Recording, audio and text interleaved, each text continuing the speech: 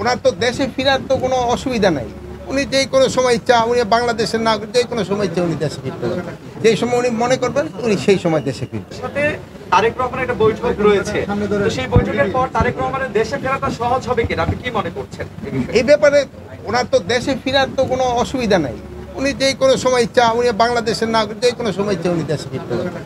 ওনারা যেই সময় উনি নিজেরে যেই সময় উনি মনে করবেন উনি সেই সময় দেশে ফিরবেন।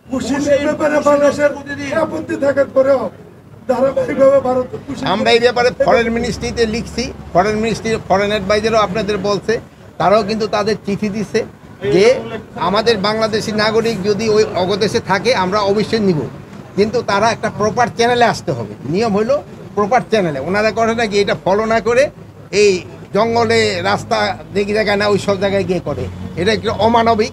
এই যেগুলো আমরা কিন্তু এটা শুধু আমাদের না, আমাদের যে অ্যাম্বাসেডার আছে, হাই কমিশনার আছে দিল্লি, তাকেও এটা বলা হয়েছে এবং ফরেন অ্যাডভাইজার এই ব্যাপারে আপনাকে কিন্তু ব্রিফও করছে।